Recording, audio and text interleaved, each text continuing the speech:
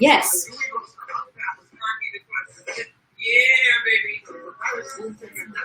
What? That's what you're playing. Got it.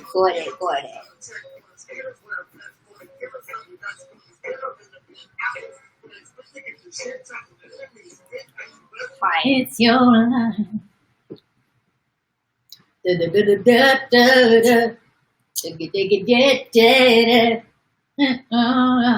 What's the workout? What's the workout you discovered? It was this very, very, like basically the cutest duo in show business, I've decided. Mm-hmm. This woman, Masi Arias, I think that's how you say her name. She's a trainer and is amazing. And she did a workout with Kelly Rowland. And it was, apparently she's like the cutest person in the whole world. Okay. The two of them together were like adorable. Okay, so Moxie's gonna join us. They're adorable, and the workout was extremely hard. I stopped at some point in the middle being like, I don't need to work out today. What kind of workout is this? Body weight. A body weight. What's a body weight? Like you don't need any equipment. You're just using your body weight. Yeah. Okay, cool. So it's like... Is that what you were? It's like crunches, reps, things like that. That nature. As opposed to like cardio, you mean? Yeah, I don't know. I'm learning this whole, it's funny, like workouts as a, probably like the most common form of workout is like, oh, what? That's a workout? Really? Yeah. Yeah, they're timed in like Tabata circuits. It's like kind of like high intensity interval training in that there's like a ratio of a lot of work to like alternating with like little windows of rest and blah blah blah. Okay. And it's supposed to be really effective. For what? Muscles? Either everyone's going to be really fat after this. I'm going to have a coronavirus make I'm not just unrecognizable. I want that too. Really? That's why I'm like, bangs. That's her whole makeup. And actually, the heroin salon sent me an email. And I thought they were going to be like, now offering in-person haircuts. It'd be great. In-person haircuts? Like, imagine haircuts. Like, the Uber of haircuts. And what would they I don't know how they could cut your hair from 6 feet away. Really big, like scissors. Ed Wood. Yeah. I saw the email from them, but I didn't open it. What did it say? It said like, hey, we know we're still here for you. How, in what way are they here for us? Right? We might be closed right now, but we're still here to keep your hair beautiful. Here's how. Your stylist to support you. So they're answering DMs if you want to reach out. They still have their online store open. What do they, what would you say? Can buy products. Cool. Thank you. If you're like, how do I style my hair? If I DM'd Lauren, what would I even ask for? How do I cut my own bangs? Have you thought about that? What are you going to do about it? I did a little already. You did? Okay. It's good that you didn't notice. I actually thought your bangs are looking very good. Like, what? Yeah. Lauren's fired. I like it. It's very French lately. I don't know if it's just because you're not like perfectly straightening them. There's like a little bit of swoosh going on. I don't know if they were ever perfectly straight. No, you never like. Sometimes it looked more solid. It's never been solid. I almost wanted it to be. Yeah, she deliberately gave me curtain bangs. Like she gave me not enough bangs to have it be. Oh, why? Line. I think because it's not styling. That like, I kind of wanted it. Do you like baby bangs? No, I hate them. No. I hate them. Because to me, it's this like hipster thing of like, this, whatever's really ugly, I'm going to reclaim and make really lovely. Like whatever's really odd and uncomfortable looking. It's too mean-hearted. Yeah. So they're like, bangs are like, oh, you look cute with them. no! Don't say it. You pull off a really good hipster. You Yeah. get like half of your head shaved. I thought about that. But my hair texture is not good for that. I would have to, I feel like I'd have to blow dry it every day in order to pull off the shaved hair thing. I think that's fun. That's not really hipster. No, I don't It's like know. a little, I don't know what that is either. It's funny. I'm like seeing all these different versions of you. Now I'm like, oh yeah, you could have like tattoos and like a shaved head and little baby bangs. I don't know. I'm just throwing that in there. And I know you used to have one of the like a bar across your ear. And a thing in my nose. Yeah. Yeah. I wish we could peel ears at home. We can parent trap that shit. Okay. Parent Yeah, trap, that's a good- all you need is an apple. I don't know why. Oh, I was like, are we talking about how to smoke pot? Because you can do that. No, I know. Apples have all kinds of uses. No, really? You know what I'm talking though, right? With Lindsay Lohan? No, I don't. What? Tell me, you I saw haven't this saw it. movie. I never saw it. Um, That's why you said Parent Trap? yeah, is it Parent Trap? It is. That's what it's called. I never saw that one. Maybe I saw bits of it. Did you see the Mary Kate and Ashley version? No. I saw the other one. What's the other one? The Haley Mills one. The old people's one. Oh, the original? Yeah, I'm showing my advanced age here. Well, Lindsay Lohan pierces her sisters because, like, they have to switch places. Yeah. You know the yeah. premise. You know it. I mean, I have. Yeah, so they have to, and so one of them is bad. Why is this? One of them is bad Bad. to the bone, Oh, okay. and one of them is very good. Mm-hmm. The good one lives in London, and then the other one lives in. Yes, because being good is very English. It's very English. You know, Yeah. if you're English, you're proper. Oh, remember she's 12. She's well. I'm thinking more of Lindsay Lohan at this point. And so they're like, oh, but I can't go home like with unpierced ears. Because everyone's going to know this. Everyone's going to notice it's not me. So then they have to pierce her ears. And then the other one just goes home to London with all types of holes in her face. And she's like, oh yeah, I pierced my ears. I can't. Oh. Were they like, so they used an apple? Wait. Yeah. So then they like put an ice cube on her ear. And then for some reason, if anyone knows the answer to this, they put an apple behind her ear. It must be more than to just keep it in place. Put it behind, and then they stick the needle in, like that. I think it Into must the be just apple. to catch the apple. I mean, catch the needle. Why would they use an apple? Maybe it was on hand.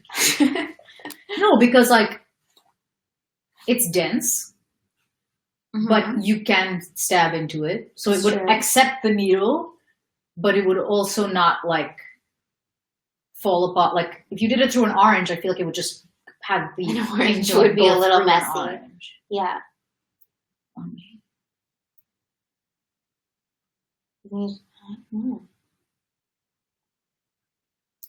Because you don't want it to be something so hard that won't allow the. Yeah, this makes sense. But why not Thing like a through. cushion? I guess because it's too big. Okay. Yeah. I don't know. This is It's funny how you're like, an apple is the complete logical conclusion to make with this. Well, that's what I was saying. Maybe it was just on hand. But yeah, so we could pierce your ear. I'm scared. You should be.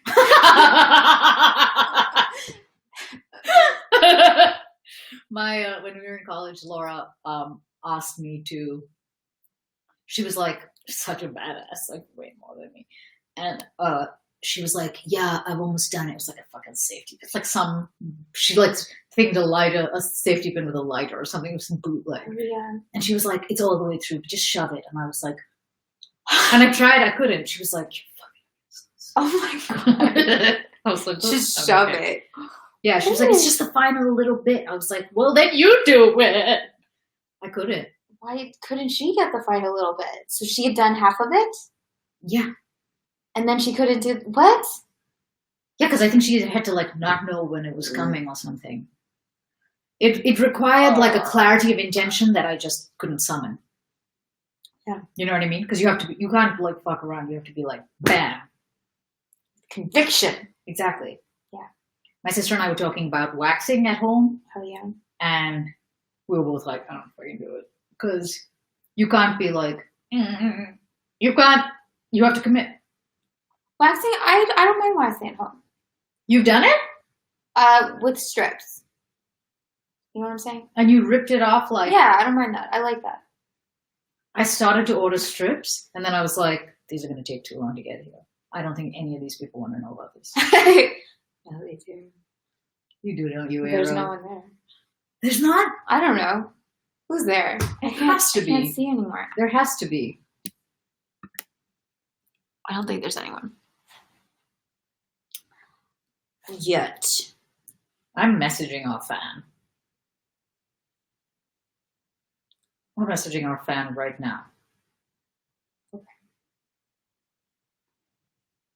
And then might as well my mother as well. Why not?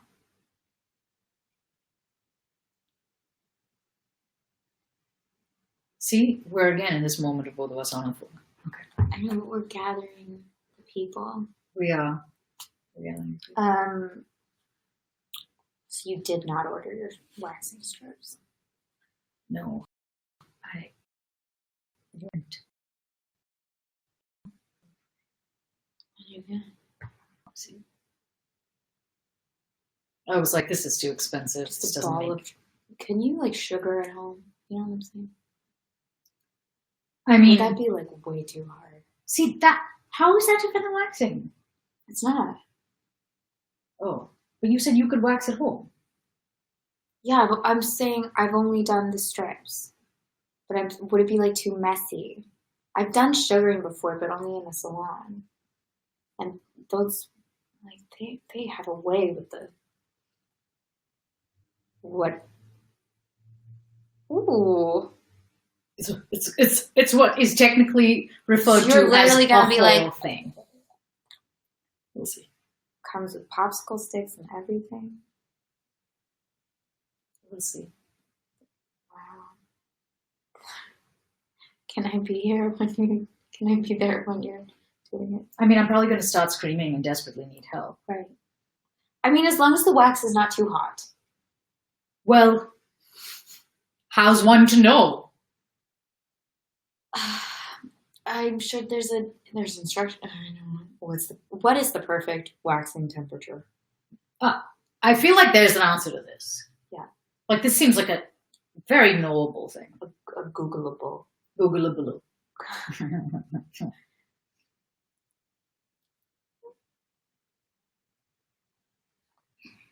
And you can wax all the other things. What if you just go on like a waxing frenzy? Because you're like, I know, I might have like no eyebrows. I might just like get rid of everything. Yeah. My bangs. I might wax my bangs. Cheeks. Oh, for sure. Because like your arms, Those will be you know the when first like you start like actually paying attention to all the hair all over your body, and you're like, oh, Yeah. cool. It's never occurred to me to mind my arm hair. Have you ever considered waxing your arms? Yes. And It was then like I a just lot think of that'll people be in India so do it. Weird. Yeah. Yeah. I'm not really hassled by mine. No, yours is fine. It looks invisible right now because it's hiding in all the dry skin. Mm-hmm. Let's put that away. No, see, there is something.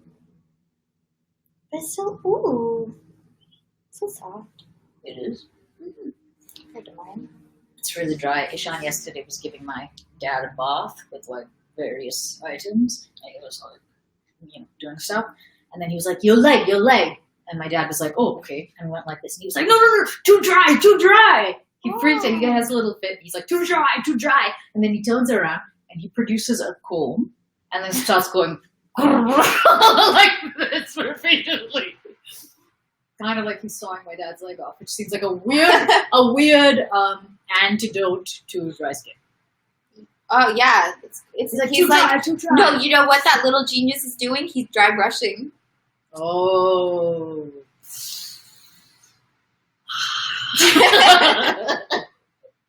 That's true. That's a thing, everybody. Dry brush. I used to be really into that, and then it takes a lot. Everything takes a lot. I feel like a lot of things are like this. I got a teeth whitening thing, and I was like, I don't do this every goddamn day. Yeah. Now remember? I did it for a while. I'm not full enough to whiten it. It's good. Yeah, finally moisturize. You know, for someone who likes skincare, I do not take care of the rest of my skin. Nothing below the It's just neck. like, this will be good. And then I'm projecting like 20 years from now. This will be great. And then the rest will be like arid. Arid. Oh. Because she'll be like, the desert is not quiet. I'm supposed to thrive in the desert. I'm supposed to live in the desert. There you go. Yeah. I heard actually that if ever you get skincare you don't like, just repurpose it for your body. Is it skin too?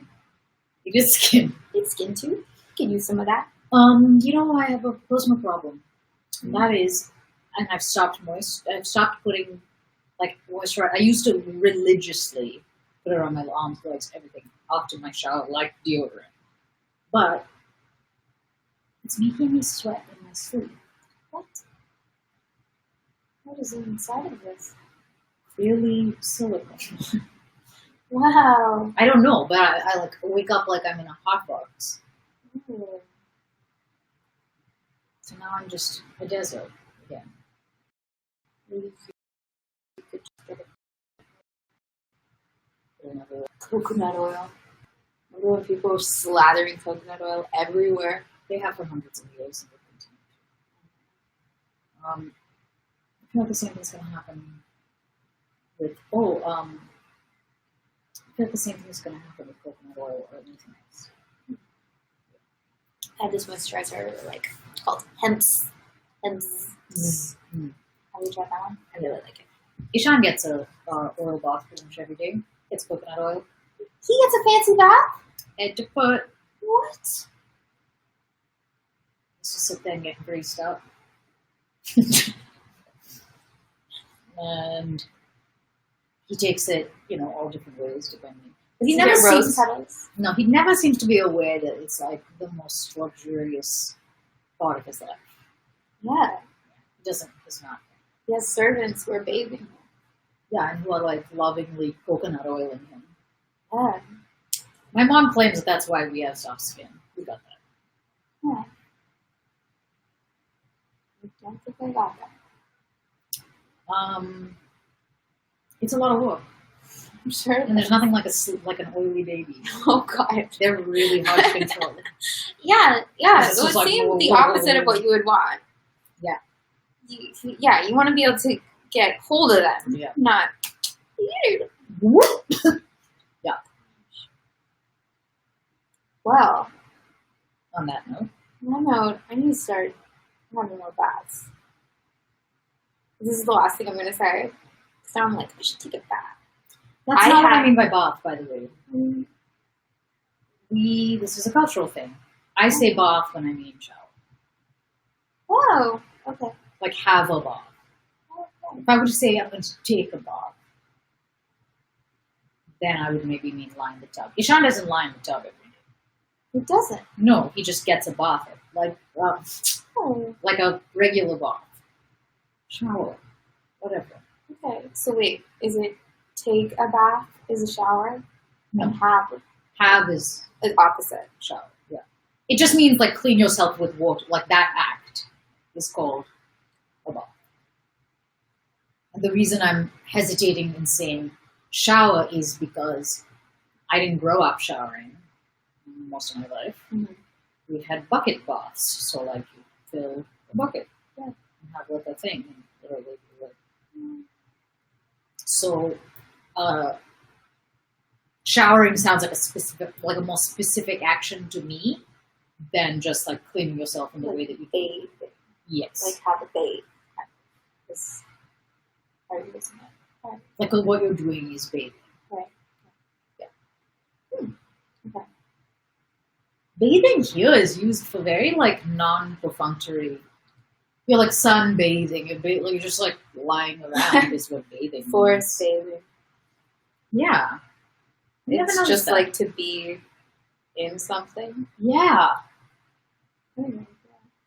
Yeah, and in India, like to us, it's very like a thing that you are doing for a purpose, like washing your hands. Right. You're doing the equivalent of that.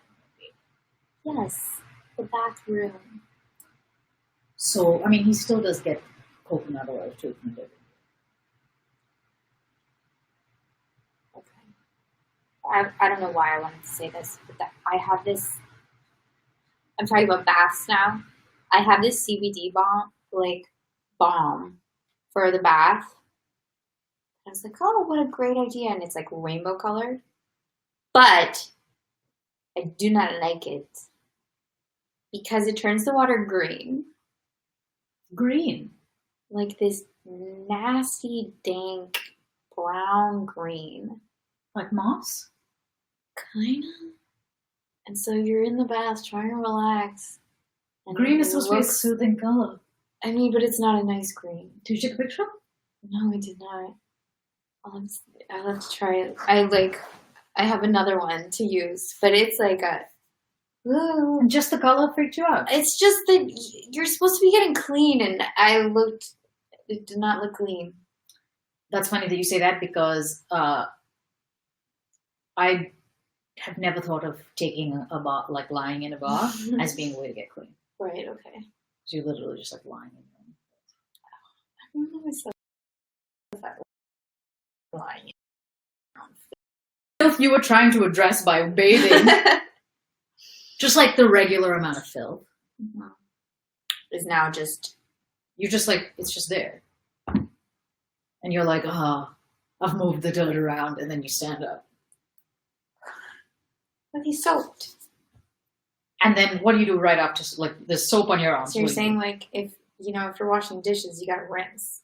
Exactly. You're saying people should rinse after a bath. Oh, 100%. Do you rinse? I don't take that many baths because it's a fucking waste of time. I only do it when I'm overwhelmingly sore. Yeah. Oh, I used to be so into that. I'm so sorry. Yeah, I only do it as a thing to that. And sometimes it seems like a good idea, but then I get in and because of my pitta nature, I'm like, in like 5 minutes, I'm like, so I don't even, like every way that it goes is not great. Either it gets cold too quickly, or it's too hot for too long, or these are all up-down problems. Or, yeah. So you want to hear about this extremely unscientific experience I once had? Mm-hmm. My great-grandmother, we went to my great-grandmother's house once in the village, and she, in her house, they had in the bathroom like a righteous fire with a giant copper thing that was heating the water, and you would take boiling water out of this giant copper thing that was like a wood, like over a wood fire, and cut it with cold water, and use that to have like a bucket bath. And it was amazing. And I kind of felt, and everyone has been like, you're an idiot every time I brought this up, but it felt like water heated by a fire felt like a different kind of heat than just like hot water from all the other baths of my entire life. I only had one bath there. Bath by fire. And it was so nice. And everyone since then has been like, this is nonsense. I love this idea. It's like a hot stone bowl. It's like a hot stone bath. Yeah, everybody's been like, no, heat is heat is heat. And I'm like, I feel like that's not true. I don't think that's true. Like if you heat something up in a microwave, it doesn't stay hot as long. It's also taking the moisture out of it, though. Is that why? I don't know why it doesn't stay hot as long. I don't know about stay hot as long. I could see that being a reason that it stays hot less long. Yeah, because there's less liquid in the thing to conduct. Mm.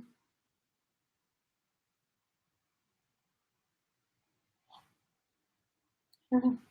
Like a really wet thing like a steak or something is going to retain a lot more heat than like a crouton. What if it's a liquid? That you heat it up. Thinking of soup. Yeah. When I warm up soup, this is fascinating. When I warm up soup, it does not stay hot as long as if I mean, it still is on. evaporating water in it. It's still doing that. Right? Right, because that's how like microwaves work. I guess we could be doing something different to molecules. And then this is also, I thought there was something to this. That like having a gas stove is different than, I mean, obviously it's different than having an electrical stove.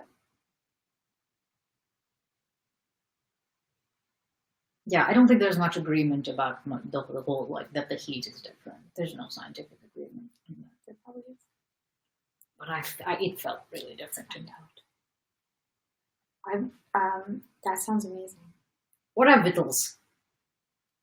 What? What are victuals? I don't know. Cool. I don't know. Do you think Aaron is like caught up on War and Peace?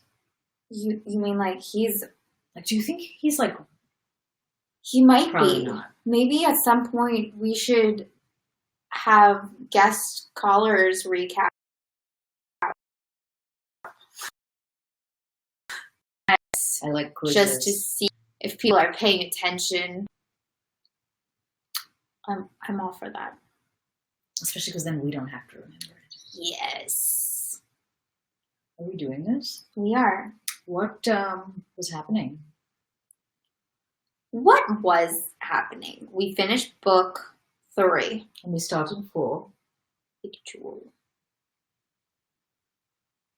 Food or provisions. That's what victual is. I mean, I had assumed that from I know. I guess, context, but I was like, but I didn't want to pretend to know something that was not so. agree, and agree. Right. It's really important to. It's really good. Yeah. We're big believers here in showing people all the shit you don't know. Yeah, really. Like, almost pathologically into showing people what we don't know. Sorry, I think this is funny. I'm on Edym Online for etymology. Trending words: quarantine, corona, virus, draconian. Because of the measures. Oh, Because everyone's like, these restrictions, these measures might seem draconian, but and then everyone's like, "What is draconian?" like a dragon? 5, self. 6, love. 7, well. I told you no one knows who they are. What? You were like, who's I? Who's me? What am I? Yeah, no one knows what self is. Everyone's like, what is this thing that apparently we all are? Yeah. Curfew. Anti. Furlough. Those Furlough? are trending words. I like knowing what words are trending. Let's make this a part of every day. Yes. If we're not learning words during all of this, then what is it for? Certainly nothing. What happened? Come on. Oh, everyone thinks Bolkonsky gets captured Yes. by Prince Andrew, gets captured by the man himself, the man of the century, Napoleon Bonaparte. Gets taken by the French. So, like, mad people think he's dead at this point, but he's not. Because even Napoleon's doctor, Larry, was Of course you taking remember that. was taking care of him. I was like, this fucking guy's a lost cause. So they just like abandoned him somewhere in some village, you know, so that he becomes like his body becomes their problem, I guess. And I'm pretty sure he's gonna go. Are you? Yeah. I mean, he is. Oh, he's still there. Oh, Janessa knows because He was very he was in bilious. all 6 But episodes. of course he was bilious because, come on, it's Prince Andrew. I know. And he had like this giant life-changing epiphany about like what matters and shit. Yeah. And All these stupid people yeah. thinking they're so important with the war. Don't they know the lofty sky? Yeah, he's like, what do I care for fame and fortune? Which literally, like the day before, he was like, the only thing I care about is fame and fortune. Yeah. He's like learning, you know? He's on a That was- journey. That was a surprising monologue, the one where he was like, what if I don't care about anything except stupid stuff? That was surprising that long. Yeah, I didn't expect him to like succinctly declare who he was as a person. But This is very then useful. weren't you like, oh, but he's in a weird way, like that discovery is still in keeping with his narcissism. Yeah. No, I mean, Oh. not the monologue about the sky. The previous monologue, there was some monologue somewhere where he was like, what if the only thing I care about is fame? Because that's how it is. Remember? No, I do not. I'm like, Oh, there was this monologue Mhm. where he pretty shamelessly was like, the only thing I care about is my ego and I need to be famous to people, to strangers. Like I would give my whole, remember my whole, Oh, he was like, right, I'll give up right. my whole family. Oh, yes. And I remember you were like, whoa, that's a statement. Yeah, and you were like, no, it's But he wasn't saying for fame. He was saying, like, for this one purpose. No. He was. He was like, for the notoriety. encampment, for the soldiers, for the... No, we need to Oh, relook it. okay, It was I for thought something sure. different from this. It was for sure like he used the word fame and Oh, for okay. like, Glory. I think he used the word glory, definitely. and he was like to be respected among people like I've never. That was something like that. Was something he said as well. Right. Yeah, that was good reflection. It was just very to the point. I was like, this is convenient. He's just telling us like who he is as a character. I don't know what's happening to my kind. So that was the end of book 3, where Andrew got left, yes, to die in this village. And then book 4 started, and we're back in Moscow. Oh, And yeah. Nicholas returns home on leave, and he takes Denisov with him. And everyone's so excited to see him, and his mom comes in, and she's crying, and everyone's kissing him, and touching him, and petting him, and hugging him. And Natasha is like super, super excited. She's a super excitable creature. Very. But they basically are like, oh, let's pretend your marriage pact with Sonia was meaningless, even though he's like, oh, she's pretty. And he gets basically liberated from his marriage pact with Sonia. And now he's just, The logic for that was very strange, I thought. They were like, no, you cannot marry her because it will just look like you have to marry her. So we're releasing you. so that you choose it. I don't know if the choosing it was ever stated. It was never like, so you choose it later. It was just like, you're free. I think it was a little clearer than that. Okay. I think. I might have like done extra math in my head. I don't know. And then Sonia was like, oh my God, thank you so much for agreeing to be released from me. Even though she doesn't want that. Because she's obsessed with him. She really loves him. And he's like painfully aware of it. And then, so he basically went into this extremely cliche thing of like, oh, I'm in the prime of my life. Like, there's so many girls to be girled. Like, nothing can keep me down. Yeah. I shall visit a prostitute. Pretty much. Yeah. He's living the life. Yeah, he's really into Going to parties. He's really He's into growing a man mustache. stuff. Yeah, he's into man stuff. People are very impressed by him. He's like in a, yeah, he's a man's man. Yeah. And then there was a weird little chapter that I hope we go into where Pierre was back in town and something's going on with his wife. What did you get from that? You seem to get that, like, Dolokhov is interested in her, which besmirches her name. That's not what I got, but Oh, okay. I thought, like, they're having an affair. that's what I thought. That's what I got too. That he not even affair. That he like literally they like had sex, Well, and so they're now pretty she's funny. like, I what? don't know if they've, I don't know. And so now she's no longer a virgin. She's no longer Well, worthy. she's not being a good wife. If that's the case. I don't think they're married. No, they are. Fully. No, I don't think they are. No, they are. They moved in together. That I remember. So, The way that they were, the way that what's her name was describing it, it was almost like I want to look for it.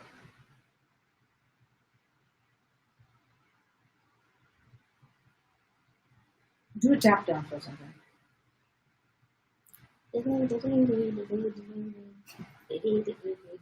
pretend I'm tap dancing below the camera frame. Just river dancing. Are you too young to know what that is? River dancing is, wait, it's not Irish dancing. Yeah, it is. Remember when that was such a huge thing? Michael Flatley. Oh, forgot. I had a neighbor who did that. It's very terrifying. Funny. They're so like energetic. It is very, very intense. Their legs are very strong. I mean, they're literally doing almost nothing with the everything above their what's it called? So huh? Yeah. Lord of the Dance. So what? Because I was he was the Lord of the. What was River Dance?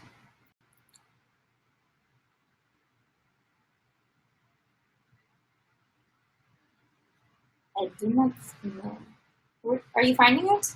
No, I've got no idea where it was. I think was it end of book 2? Was it an end of a book? Listen, just tap dance, and I'll try to figure it out. Tushin. I don't know if we're gonna find it. You know, I just really, really want to. I think they're married, but it was very quick.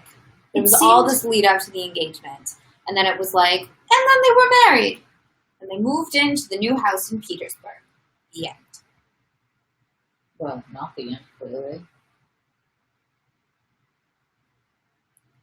So much lead up. Not like you would think it would feature the wedding.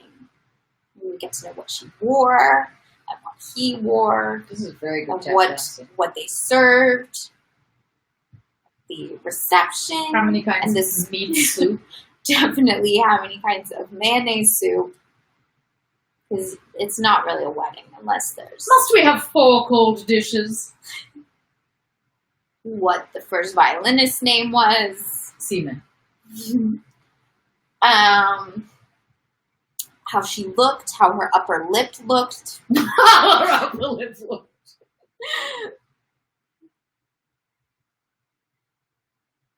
This is driving me cortisol.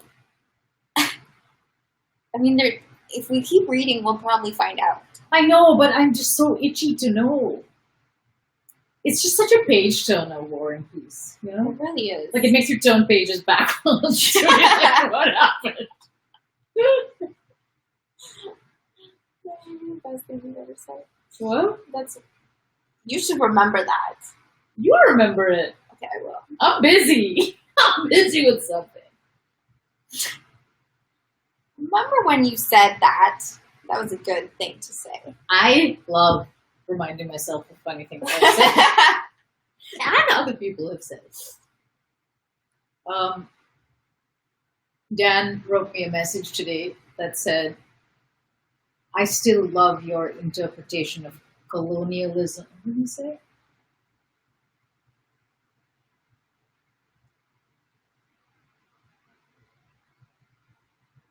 I still really enjoy your interpretation of colonization as the desperation of a bunch of people with really bland food.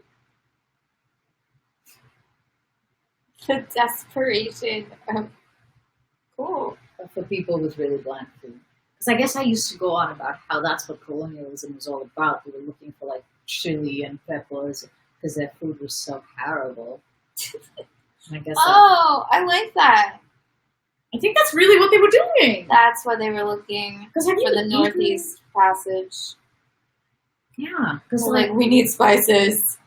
it was this not. It's not a good situation, and it's now not a good situation. Like the food is not great. And they're like, No, it's pretty good. It's better. Well, now that it's, hey, I think there's Indian? good. yeah, like their national dish is curry. Here you go. Like they haven't figured it out.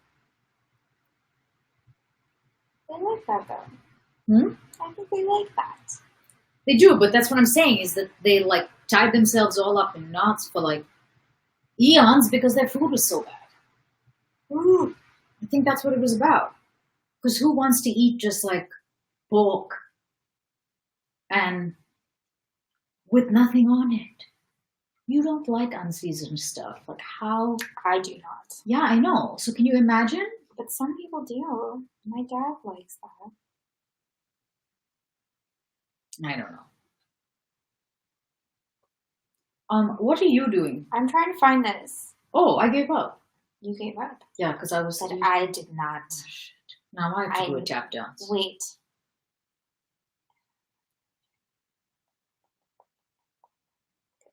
But I think I've almost found it.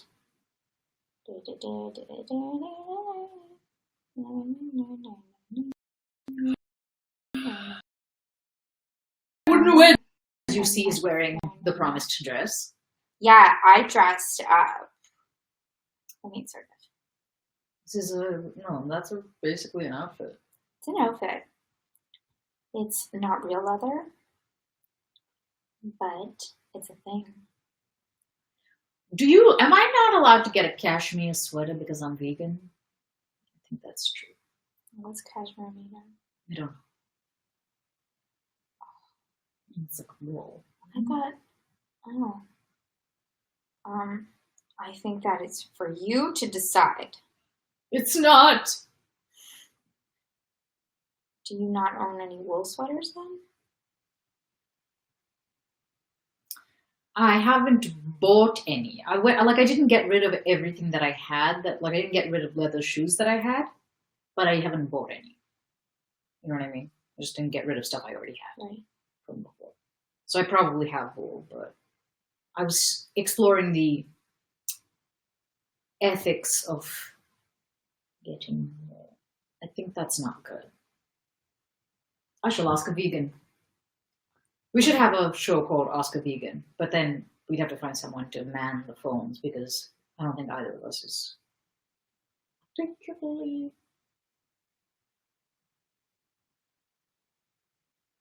And we're on our phones again. I know, but I'm really looking for this. I was really looking for it too.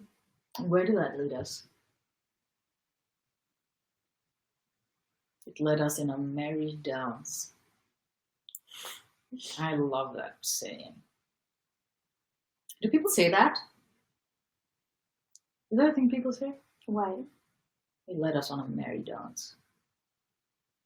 Or was that like a Indian Englishism? Here we go. I found it. Yes! Finally. I need to eat. 6 weeks later, he was married and settled in Count Bezhukov's large, newly furnished Petersburg house. The happy possessor, as people said. What? Not this part. The part about Dolokhov. But you're right. They're married. Okay. Let's just keep reading. The way they don't cry. I'm just keep reading. No. Yeah, that cleared up like 89% of the question. Okay. the way that she said it made it seem like he had something to decide. That's why I was like, maybe they're not married. Right. Maybe he has to decide whether to cast her out. Let's do something. Really? Cannot be a cuckold. Even though we totally fucking can. cuckold. We totally can. He was born to be cuckolded. Doesn't cuckolded like kind of sound nice? Like a thing that you would want to happen to you? Yeah, I Like just want hell? to cuckold you. It's because of the hold. It's because of the hold in there. That's it. Janessa puts the hold in cuckold. Should be on my Tinder profile. What a confusing thing. I'd be like, What? I don't know what that means. Okay. Here we are. We're at book 4. We're at chapter 2. 3? We are? I think so. Yeah. Yeah. Yeah.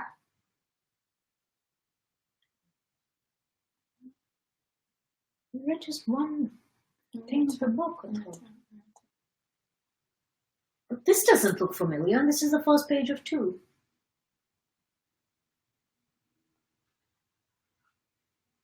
Do you remember this? This is wrong book. What? Yeah. You might be in book 3. You know what? I might be in book 3. You know what I'm thinking? I might be in book 3.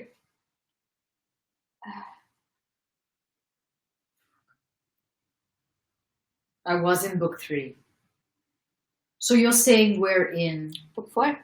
No. Chapter 3. Chapter 3? Mhm.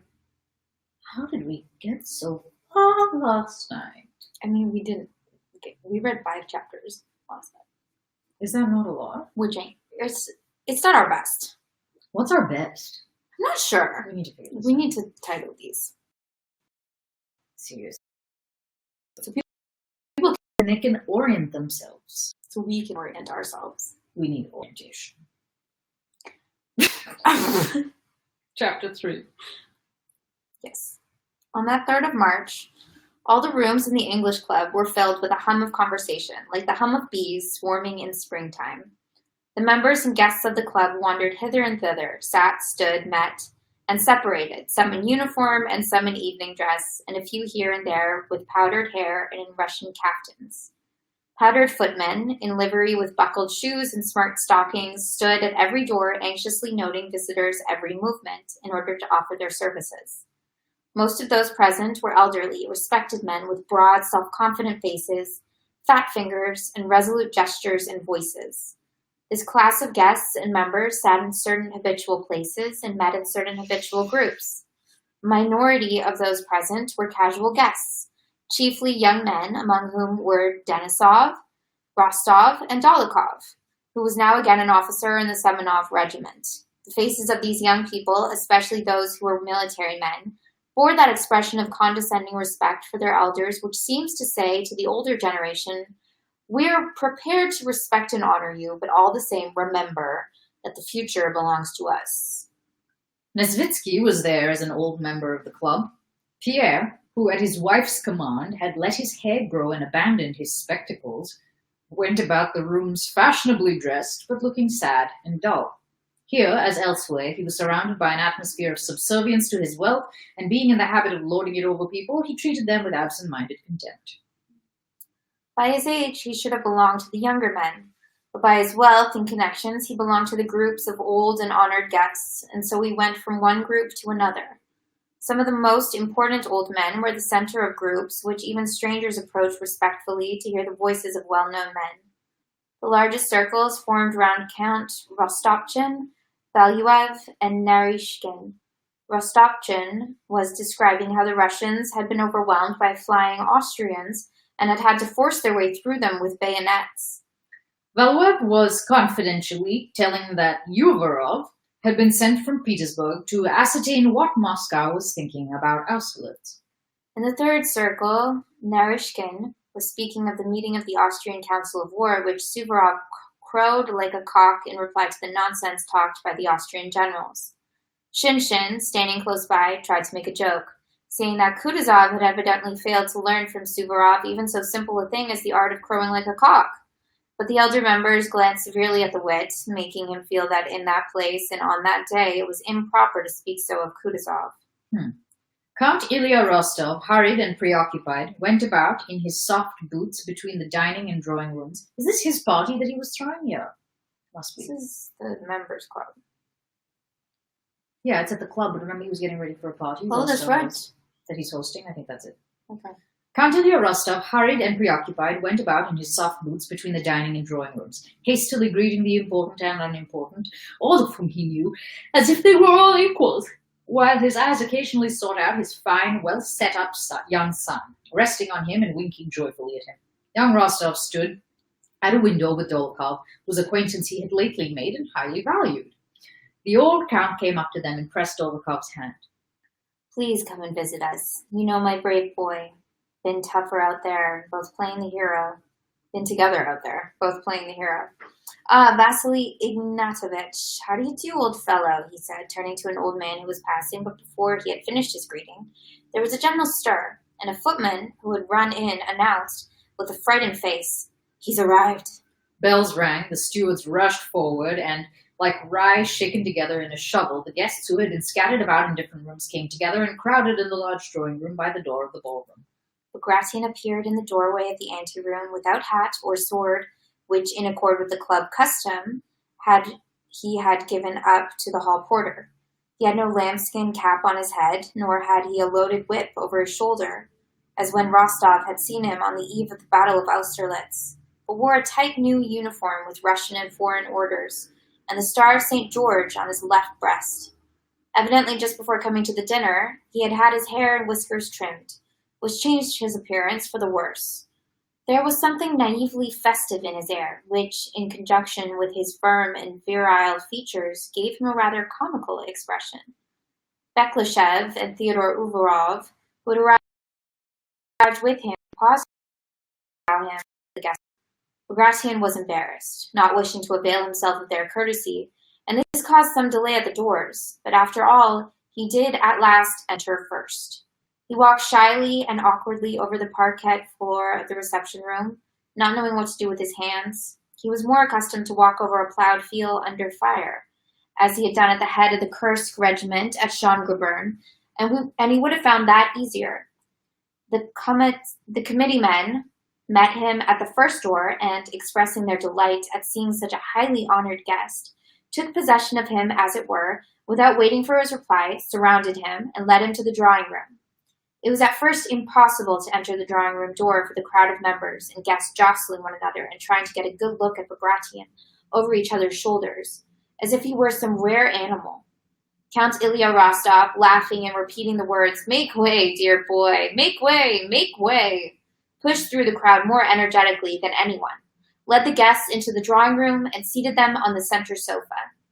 The bigwigs, the most respected members of the club, beset the new arrivals. Count Ilya, again thrusting his way through the crowd, went out of the drawing room and reappeared a minute later with another committeeman, Batman. carrying a large silver salver. silver. Which he presented to Prince Bagration. On the salver lay some verses composed and printed in the hero's honor. Bagration, on seeing the salver, glanced around in dismay, as though seeking help, but all eyes demanded that he should submit. Feeling himself in their power, he resolutely took the salver with both hands and looked sternly and reproachfully at the count, who had presented it to him. Someone obligingly took the dish from Bagration, or he would, it seemed, have held it till evening and have gone into dinner with it, and drew his attention to the verses. Well, I will read them then, Bagration seemed to say, and fixing his weary eyes on the paper, began to read them with a fixed and serious expression. But the author himself took the verses and began reading them aloud. Bagration bowed his head and listened.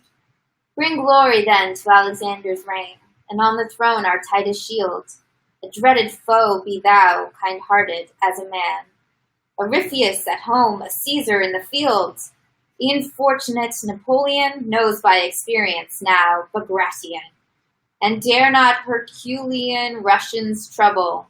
But before, and dare not Herculean Russians trouble. But before he had finished reading, a stentorian major domo announced that dinner was ready. The door opened, that's weird, and from the dining room came the resounding strains of the Polonaise. Conquest joyful thunder waken, triumph valiant Russians now. And Count Rostov, glancing angrily at the author, who went on reading his verses, bowed to Bagration. Everyone rose, feeling that dinner was more important than verses, and Bagration, again preceding all the rest, went in to dinner. He was seated in the place of honor between two Alexanders, Bekleshev and Narishkin, which was a significant allusion to the name of the sovereign. 300 persons took their seats in the dining room according to their rank and importance, the most important nearer to the honored guest, as naturally as water flows deepest where the land lies lowest. Just before dinner, Count Ilya Rostov presented his son to Bagration, who recognized him and said a few words to him, disjointed and awkward, as were all the words he spoke that day, and Count Ilya looked joyfully and proudly around while Bagration spoke to his son. Nicholas Rostov, with Denisov and his new acquaintance Dolokhov, sat almost at the middle of the table. Facing them sat Pierre, beside Prince Nesvitsky. Count Ilya Rostov, with the other members of the committee, sat facing Bagration and, as the very personification of Moscow hospitality, did the honors to the prince. His efforts had not been in vain. The dinner, both the Lenten and the other fare, was splendid. Yet he could not feel quite at ease till the end of the meal. He winked at the butler, whispered directions to the footmen, and awaited each expected dish with some anxiety. Everything was excellent. The second course, a gigantic sterlet, at sight of which Ilya Rostov blushed with self-conscious pleasure. The footmen began popping corks and filling the champagne glasses. This makes me want to go to dinner party. I'm hungry. After the fish, which made a certain sensation, the Count exchanged glances with the other committee men. There will be many toasts. It's time to begin, he whispered, and taking up his glass, he rose. All were silent, waiting for what he would say. To the health of our sovereign, the emperor, he cried, and at the same moment his kindly eyes grew. The band immediately struck. Joyful thunder awakened. All rose and cried, hurrah! Bagration also rose and shouted hurrah, in exactly the same voice in which he had shouted it on the field at Schönbrunn. Young Rostov's ecstatic voice could be heard above the 300 others. He nearly wept. To the health of our sovereign, the emperor, he roared, hurrah! And emptying his glass at one gulp, he dashed it to the floor. Jesus. Many thank you followed his example, and the loud shouting continued for a long time. When the voices subsided, the footmen cleared away the broken glass, and everybody, I'm sure they really appreciated that. Isn't that so obnoxious? Yeah! Dicks. I'm going to do that. There's a bar in New York where you used to be able to, had peanuts in shells, Yeah. and you just throw the shells on the floor. What? Yeah, it just felt weird to just be like,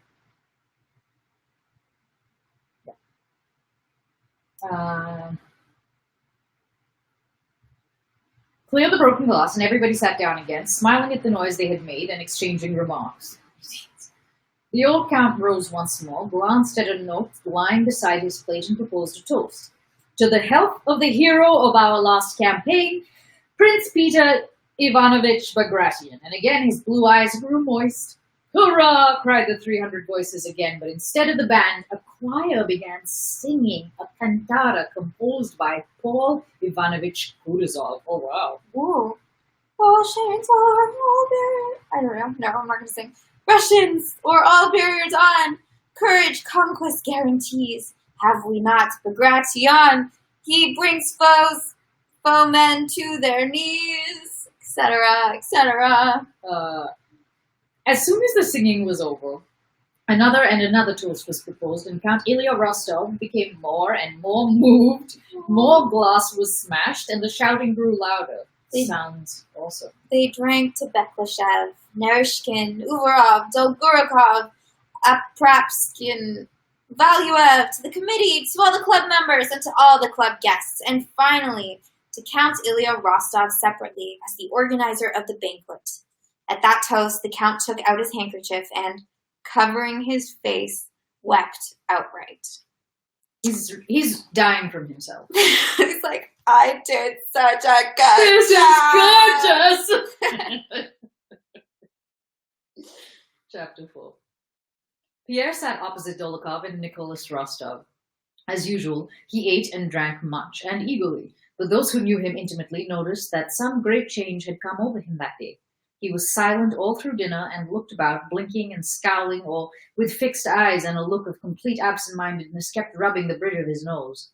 His face was depressed and gloomy. He seemed to see and hear nothing of what was going on around him and to be absorbed in some depressing and unsolved problem. Worrying. To strangle.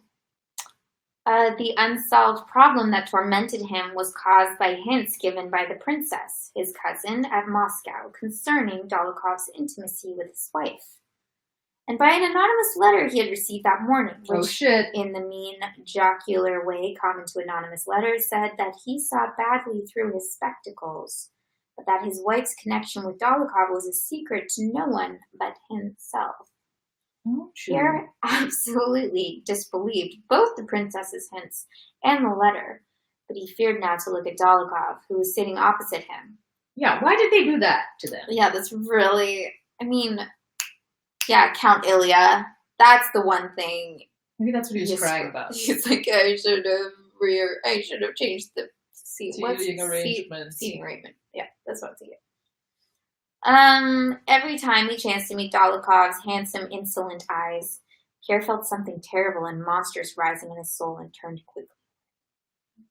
Involuntarily recalling his wife's past and her relations with Dolokhov, Pierre saw clearly that what was said in the letter might be true, or might at least seem to be true, had it not referred to his wife. He involuntarily remembered how Dolokhov, who had fully recovered his former position after the campaign, had returned to Petersburg and come to him. Availing himself of his friendly relations with Pierre as a boon companion, Dolokhov had come straight to his house, and Pierre had put him up and lent him money. Pierre recalled how Helena had smilingly expressed disapproval of Dolokhov's living at their house, and how cynically Dolokhov had praised his wife's beauty to him, and from that time till they came to Moscow had not left them for a day. Yes, handsome. It would be particularly pleasant it would be what? Yeah, okay. Particularly pleasant to him to dishonor my name and ridicule me just because I have exerted myself on his behalf. This is a horrible mind. On his behalf, befriended him and helped him. That's a really intense way to see it. Maybe it's just because he's like a trickster.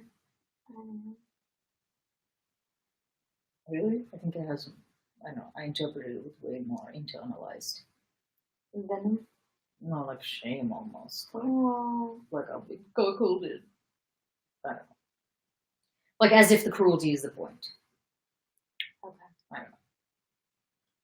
I know and understand what a spice that would add to the pleasure of deceiving me if it really were true. Yes, if it were true, but I do not believe it. I have no right to and can't believe it. He remembered the expression Dolokhov's face assumed in his moments of cruelty, as when tying the policeman to the bear and dropping them into the water, or when he challenged a man to a duel without any reason, or shot a postboy's horse with a pistol. Your boyfriend's a dick. That expression was often on Dolokhov's face when looking at him. Yes, he is a bully, thought Pierre. To kill a man means nothing to him. It must seem to him that everyone is afraid of him, and that must please him.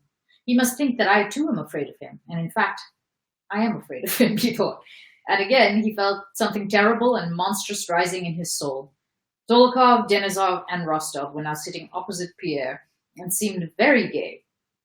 Rostov was talking merrily to his two friends, one of whom was a dashing hussar and the other a notorious duelist and rake, and every now and then he glanced ironically at Pierre, whose preoccupied, absent-minded, and massive figure was a very noticeable one at the dinner. Rostov looked inimically at Pierre, first because Pierre appeared to his hussar eyes as a rich civilian, the husband of a beauty, and in a word, an old woman. What? And secondly, because Pierre, in his preoccupation and absent-mindedness, had not recognized Rostov and had not responded to his greeting. When the Emperor's health was drunk, Pierre, lost in thought, did not rise or lift his glass. What are you about? Shouted Rostov, looking at him in an ecstasy of exasperation. Don't you hear it's His Majesty the Emperor's health? Of course, that's where Rostov is like, I draw the line here. We've met 7 times and you won't acknowledge me, but I'll not abide you sitting for the toast. Oh. Pierre sighed, rose submissively, emptied his glass, and waiting until they were all seated again, turned with a kindly smile to Rostov. Why, I didn't recognize you, he said. But Rostov was otherwise engaged. He was shouting, Hurrah! Why don't you renew the acquaintance, said Dolokhov to Rostov. Confound him. He's a fool, said Rostov. One should make up to the husbands of pretty women, said Denisov. Pierre did not catch what they were saying, but knew they were talking about him. He reddened and turned away. Well, now to the health of handsome women, said Dolokhov, and with a serious expression, but with a smile lurking at the corners of his mouth, he turned with his glass to Pierre. Here's to the health of lovely women, Peterkin, and their lovers, he added. What? He's a... Is he here? Yeah, he is. Pierre, with downcast eyes, drank out of his glass without looking at Dolokhov or Antman, who was distributing... He drank to it? He was like, yeah. He was like, Here's to that. The footman, who was distributing leaflets with Kutuzov's Kantra, laid one before Pierre as one of the principal guests. Is this Kantra? Cantata. Oh, okay. Sorry. I was like, we found the books have diverged. What's a Kantra? I don't know. Oh. I just meant that they'd used a different word, so maybe our books would be different. I don't know. Oh, got it. Okay. Cantata. Excusez-moi. Okay. Excuse me more. Laid one before Pierre as one of the principal guests. He was just about to take it when Dolokhov, leaning across, snatched it from his hand and began reading it. Pierre looked at Dolokhov and his eyes dropped. The something terrible and monstrous that had tormented him all dinner time rose and took possession of him. He leaned his whole massive body across the table. How dare you take it, he shouted. Hearing that cry and seeing to whom it was addressed, Nesvitsky and the neighbor on his right quickly turned in alarm to... What are you about? Whispered their friends. Dolokhov looked at Pierre with clear, mirthful, cruel eyes, and that smile of his which seemed to say, this is what I like. You shan't have it, he said distinctly. Pale with quivering lips, Pierre snatched the copy. You scoundrel! I challenge you, he ejaculated, and pushing back his chair, he rose from the table. Sorry, I'm so childish. I'm like, he ejaculated. You know, I have a problem where I heard the word ejaculated 7 trillion times in this context first, before I ever heard it in the other. So I now, and it's such a good word for what it means in this, just like to like suddenly say something without even really knowing what you're saying, just being like, blah! Yeah. And I wish there was another word for it, because I always want to use this word and I'm like, I can't. It's going to become about that word. Word vomit? That's not a verb. I word vomited on you. Word ejaculation. I mean, ejaculation. You should just use it. You think? You should just use it. I'm going to be that weird person who doesn't get the double entendre. You get it, though. You're not that weird person. Did I ever tell you about my audition for that musical I did at Lincoln Center? Mm-hmm. Did you ejaculate? No. But it's about, it's a story about me not getting sexual immunity. Okay, what happened? I had to do this song, and I was at the callback, and I sang the song, and then I got a note, and the note was like, she's really innocent, like it's like you should do it like she doesn't get any of the double entendre, and I was like, in my head I was like,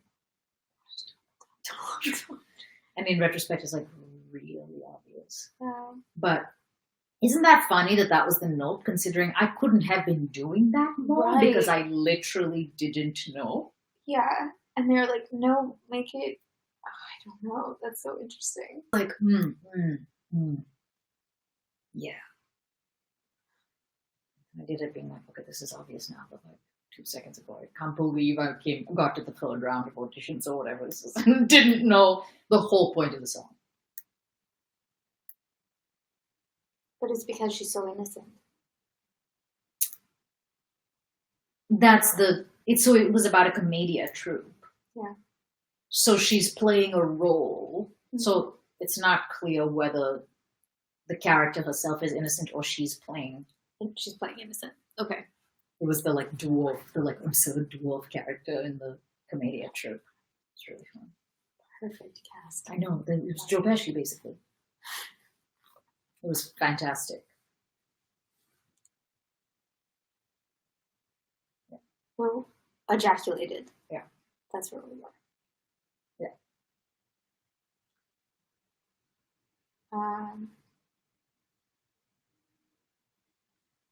Did I say ejaculated or did you? I think you did, because then I giggled. Oh, yeah. I was like, sorry. Don't be sorry. He ejaculated. Everyone thought it. And then he pushed back his chair. Oh, God. And he rose from the table. And was like, I'm done here.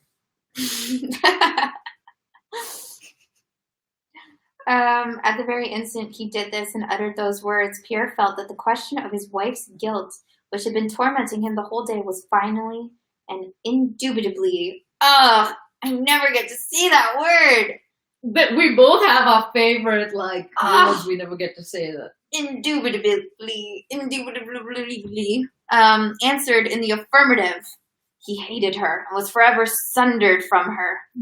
Despite Denisov's request that he would take no part in the matter, Rostov agreed to be Dolokhov second. Okay. And after dinner, he discussed the arrangements for the duel with Nesvitsky, Bezhukov second.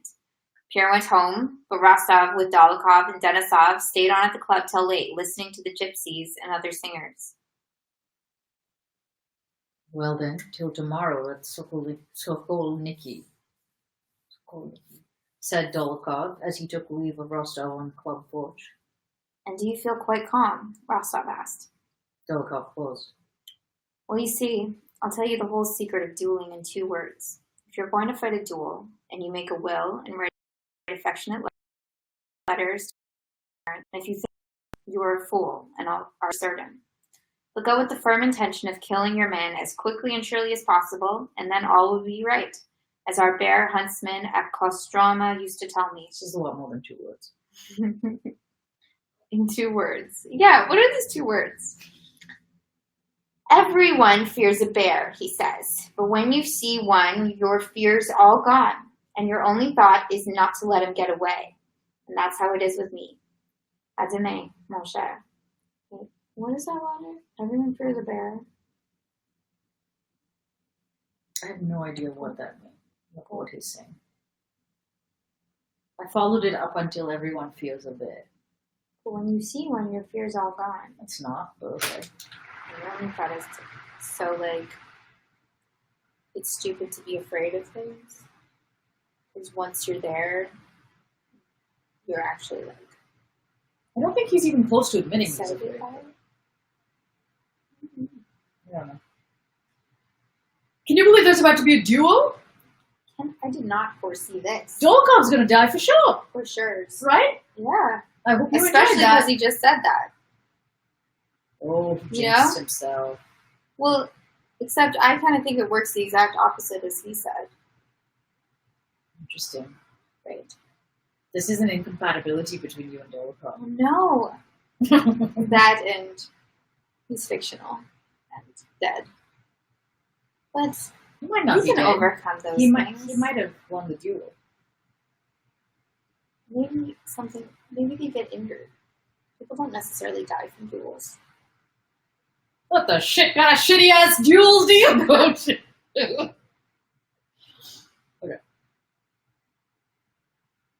Next day at 8 a.m, Pierre and Nesvitsky. Who the fuck is Nesvitsky? I'm forgetting everyone's name slowly. I remember he was close to someone up high. Exactly. But they all were.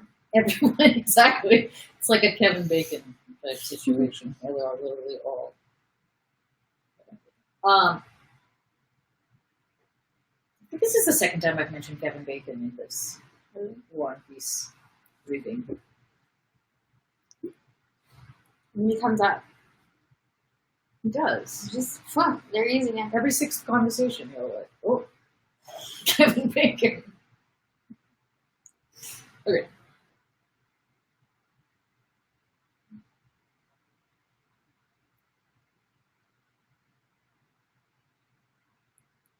Where in God's name am I? Nesvitsky. Drove to the Sokolniki forest and found Dolokhov, Denisov, struggling with names, man, and Rostov already there. Pierre had the air of a man preoccupied with considerations which had no connection with the matter in hand. His haggard face was yellow. He had evidently not slept that night. He looked about distractedly and screwed up his eyes as if dazzled by the sun. He was entirely absorbed by two considerations: his wife's guilt, of which after his sleepless night he had not the slightest doubt, and the guiltiness of Dolokhov, who had no reason to preserve the honor of a man who was nothing to him. I should perhaps have done the same thing in his place, thought Pierre. It's even certain that I should have done the same. Then why this duel, this murder? Either I shall kill him, or he will hit me in the head, or elbow, or knee. Can't I go away from here? Run away, bury myself somehow? Passed through his mind, but just at moments when such thoughts occurred to him, he would ask in a particularly calm and absent-minded way, which inspired the respect of the onlookers, "Will it be long?" Nothing's ready. When all was ready, the sabers stuck in the snow to mark the barriers, and the pistols loaded, Nesvitsky went up to Pierre. They're using pistols? Yeah, but of course, pistols at dawn at 8 o'clock. I thought this was a... Not more. This is a shit duel. I don't know, I wanted it to be more... Like, Pataha! Like, on God. Oh, yeah. Like, No, they're not oh gonna my fence. fucking God. They're going to shoot at each other. This is like the Western type. No, this is like Hamilton. No, I'm saying this is like it is in the Westerns. They did it the same way. Oh, yeah. That's stupid. I don't like Westerns. But I think it's supposed to be, you turn. Like, Okay. turn one. And just turn. It seems like such a niche skill. Being able to get to the gun faster. Maybe it's not niche. I think it is. Niche? I mean, it's about who's quicker to the draw. I know. So quicker rather than better. Better meaning like your aim's best? Sure. Or like any kind of other measure of like skill. No, you're like that seems like the only two things that you can really have with guns. It's either you're quick, Yeah. Well, I think that or your aim's good. yeah, the gun thing I think is stupid. What duel is this? Ready? Yep. I'm ready for this duel. It's going to take 2 seconds. Ugh, It's going to be a 2-second duel. I'm not ready for this duel. Maybe that's why I'm Why do talking people so much. duel? I think This maybe is I'm anxious. insanity. Okay. Why not just like get into some fisticuffs? That's what I'm Duel? saying. And they don't even really know what. Firstly, why doesn't he ask his wife what's going on? Well, because she's not a person. You think there's something going on there? There's nothing. Like, why not get clarity on the situation before going up to kill someone? He has no doubt because he didn't sleep. Oh yeah, that's true. Yeah. There you go. Dolokhov's the kind of dickhead that, like, even if he wasn't having an affair, he'd would be like, yeah, let's do it. Totally. Yeah. So, like, he really should have checked.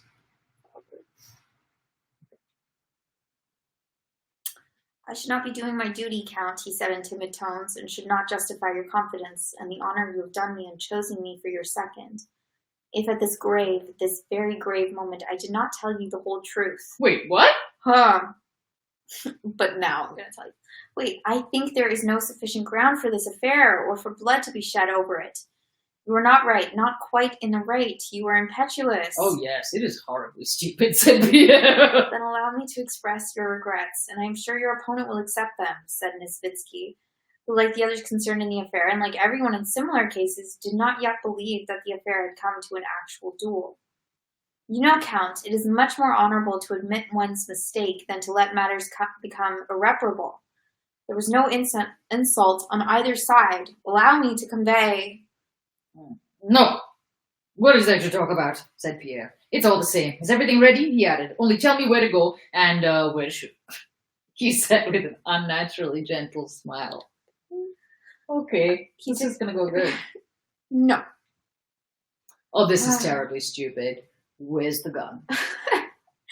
He took the pistol in his hand and began asking about the working of the trigger. Great. As he had not before held a pistol in his hand. Okay. A fact that he did not wish to confess. Mm-hmm. Oh, yes, like that. I know. I just forgot. Said he. No apologies, none whatever, said Dolokhov to Denisov, who on his side had been attempting a reconciliation. And he also went up to the appointed place. Of course, Dolokhov's like, no worries, take your time to figure out what a gun is. No, I don't know if that's like in reference. Maybe they were having their own conversation. He's like, no apologies. Oh, like, no mercy. I don't know what he's saying. Okay. The spot chosen for the duel was some 80 paces from the road where the sleighs had been left in a small clearing in the pine forest covered with melting snow, the frost having begun to break up during the last few days. The antagonists stood 40 paces apart at the farther edge of the clearing. The seconds, measuring the paces, left tracks in the deep wet snow between the place where they had been standing and Nesvitsky's and Dolokhov's sabers, which was stuck into the ground 10 paces apart to mark the barrier. It was thawing and misty. At 40 paces distance, nothing could be seen. What? For 3 minutes, all had been ready, but they still delayed, and all was silent. Oh. Do you know what's happening? I don't know. They're waiting. That's the end of chapter 4. Okay. Chapter 5. Well, begin, said Dolokhov. All right, said Pierre, still smiling in the same way. A feeling of dread was in the air. It was evident that the affair so lightly begun could no longer be averted and was taking its course independently of men's will. No, it's not. Stop. I hate it when people pretend. Denisov first went to the goes a reconciliation. Please proceed. Take your pistols, and at the word three, begin to advance. Why are they advancing? I don't know. I don't know the rules of duels. Let's just go rules along. of duels. I thought you The did. rules know. of duels. I'm sure there's variables. Okay, fine. I won't ask any more questions about the duel. 1, 2, 3! He shouted angrily and stepped aside. The combatants advanced along the trodden tracks nearer and nearer to one another, beginning to see one another through the mist. They had the right to fire when they liked as they approached the barrier. Dolokhov walked slowly without raising his pistol, looking intently with his bright, sparkling blue eyes into his antagonist's face. His mouth wore its usual semblance of a smile. So I can fire when I like, said Pierre, and at the word three he went quickly forward, missing the trodden path and stepping into the deep snow. He held the pistol in his right hand at arm's length, apparently afraid of shooting himself with it. His left hand he held carefully back, because he wished to support his right hand with it, and knew he must not do so. Having advanced 6 paces and strayed off the track into the snow, Pierre looked down at his feet, then quickly glanced at Dolokhov, and, bending his finger as he had been shown, fired. Not at all expecting so loud a report, Pierre shuddered at the sound, and then, smiling at his own sensation, stood still. The smoke, rendered denser by the mist, prevented him from seeing anything for an instant. But there was no second report, as he had expected. He only heard Dolokhov's hurried steps, and his figure came in view through the smoke. He was pressing one hand to his left side, while the other clutched his drooping pistol. His face was pale. Rostov ran toward him and said something. No, oh, muttered Dolokhov through his teeth. No, it's not over. And after stumbling a few staggering steps right up to the saber, he sank on the snow beside it. His left hand was bloody. He wiped it on his coat and supported himself with it. His frowning face was pallid and quivered. Please, began Dolokhov, but could not at first pronounce the word. Please, he uttered with an effort. Pierre, hardly restraining his sobs, began running toward Dolokhov and was about to cross the space between the barriers when Dolokhov cried, To your barrier! And Pierre, grasping what was meant, stopped by his saber. Only 10 paces divided them. Dolokhov lowered his head to the snow, greedily bit at it, again raised his head, adjusted himself, drew in his legs, and sat up, seeking a firm center of gravity. He sucked and swallowed the cold snow, his lips quivered, but his eyes still smiled and glittered with effort and exasperation as he mustered his remaining strength. He raised his pistol and aimed. Sideways! Cover yourself with your pistol! Ejaculated Nesvitsky. Cover yourself! Even Denisov cried to his adversary. Pierre, with a gentle smile of pity and remorse, his arms and legs helplessly spread out, stood with his broad chest directly facing Dolokhov, looked sorrowfully at him. Denisov, Rostov, and Nesvitsky closed their eyes. At the same instant, they heard a report, and Dolokhov's angry cry. Missed! Shouted Dolokhov, and he lay helplessly, face downwards on the snow. Pierre clutched his temples and, turning round, went into the forest, trampling through the deep snow and muttering incoherent words. Folly, folly, death, lies. That's not incoherent. He repeated, puckering his face. Nesvitsky stopped him and took him home. Rostov and Denisov drove away with the wounded Dolokhov. The latter lay silent in the sleigh with closed eyes and did not answer a word to the questions addressed to him. But on entering Moscow, he suddenly came to and, lifting his head with an effort, took Rostov, who was sitting beside him, by the hand. Rostov was struck by the totally altered and unexpectedly rapturous and tender expression on Dolokhov's face. Well, how do you feel? He asked. Bad. But it's not that, my friend, said Dolokhov with a gasping voice. Where are we? In Moscow? I know. I don't matter. But I have killed her. Killed. She won't get over it. She won't survive. Who? Asked Rostov. My mother, my angel, my adored angel mother. And Dolokhov pressed Rostov's hand and burst into tears. When he had become a little quieter, he explained to Rostov that he was living with his mother, who, if she saw him dying, would not survive it. He implored Rostov to go on and prepare her. Rostov went on ahead to do what was asked, and to his great surprise learned that Dolokhov the brawler, Dolokhov the bully, lived in Moscow with an old mother and a hunchback sister, and was the most affectionate of sons and brothers. Oh. What the shit just happened? Literally? Yeah. What happened to Dolokhov? He got shot. Why didn't he do anything? I don't know. I don't know why he didn't shoot. He was He's like, shot first. what a weird narrative that he was like, all like, oh no, take your time. Oh no, whatever. Like sauntering cockily here and there.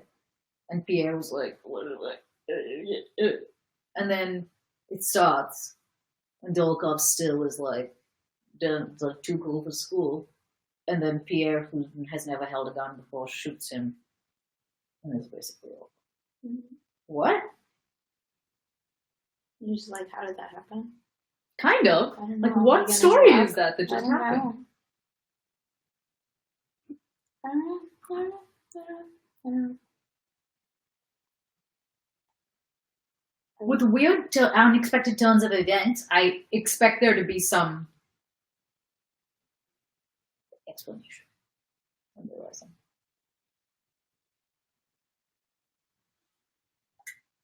Maybe there is none. He just got a good shot.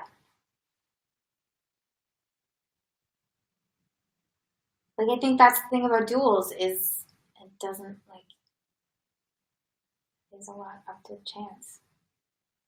But standing around rock, without paper, scissors. raising your gun is not chance. That's unless you have a better idea. Like, that's This is just what I stupid. always thought about, like, the gun duels is I was like, just shoot. As soon as you can, shoot. Right? Mm-hmm. Like, why wouldn't you? I don't know. I thought that was like the whole thing. Yeah. So I don't know why people, like, it's like playing chicken, and I don't know what that's about. I only can see that kind of like with thumb war.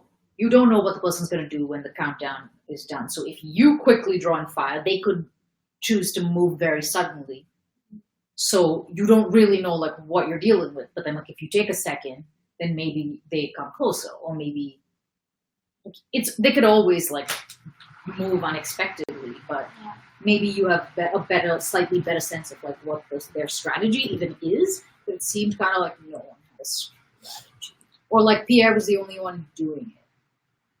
I don't know. I don't think he had a strategy. I think he was just like, No, I mean Dolokov's strategy. yeah, I don't know. I don't know. Weird. He's gonna die. I almost don't care. I like the image of the snow is quite. I thought he ate the snow.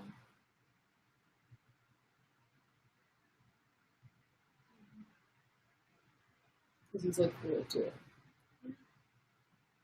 It's just It is. Chapter 6. Pierre had of late rarely seen his wife alone. Both in Petersburg and Moscow, their house was always full of visitors.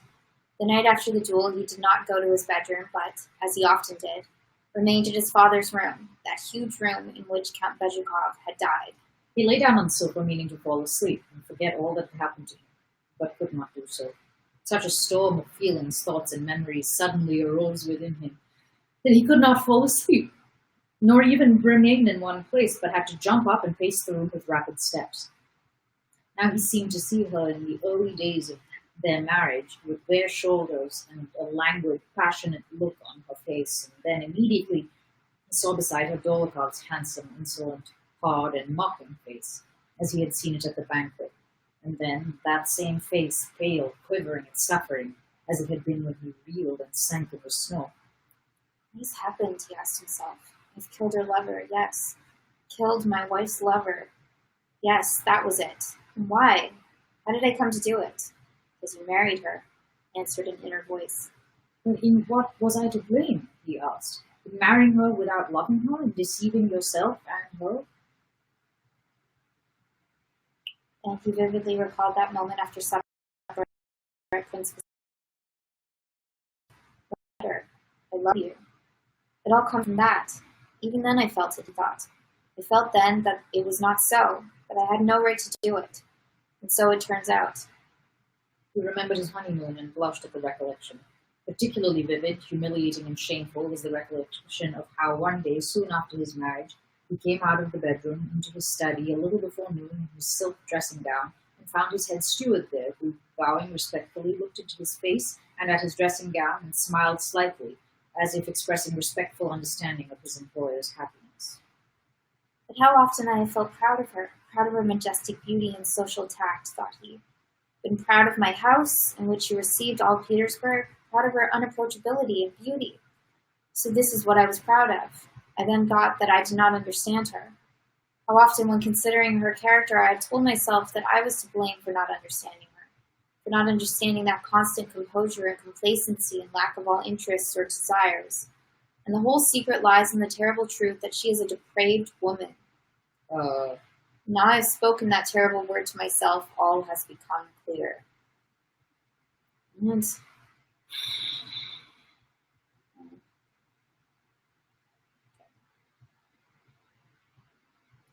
Anatoly used to come to borrow money from her and used to kiss her naked shoulders. She did not give him the money, but let herself be kissed. Her father in jest tried to rouse her jealousy, and she replied with a calm smile that she was not so stupid as to be jealous. Let him do what he pleases, she used to say of me. One day I asked her if she felt any symptoms of pregnancy. She laughed contemptuously and said she was not a fool to want to have children, and that she was not going to have any children by me. then he recalled the coarseness and bluntness of her thoughts and the vulgarity of the expressions that were natural to her, though she had been brought up in the most aristocratic circles. Yeah? What is going on? I don't know.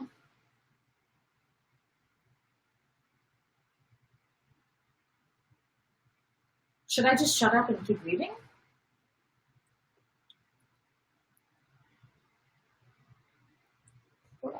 That's what I would do. Okay. Do you want to say something? I'm not sure what to say. I feel like we don't actually know much about her. Yeah, no kidding. Huh. Yeah. We know she's pretty. The thing that's blowing my mind right now is actually that he didn't bother to get to know her. Tolstoy didn't bother to tell us about her. Mm-hmm. And somehow that's seeming like an acceptable choice to just not address her as a human being. But then now, there's this convenient, plot-wise convenient revelation of her true nature when you're the one who never fucking described her. Like, I'm mad at the author, not at Pierre. Because he clearly didn't see shit, and maybe this is who she was the whole time. But that's not, again, like, the author needed to tell us then. Before. Something. I don't remember if it said anything about anything. Nope. It was all very that she's like socially slick and perfect and always always has the right response. Wait, so you think that Tolstoy Chose not to tell us anything about her. why? I don't know. Why did you need to know it beforehand? You can't have a character, say nothing about them, and then in the end be like, oh, guess what? They were a devil. It's like,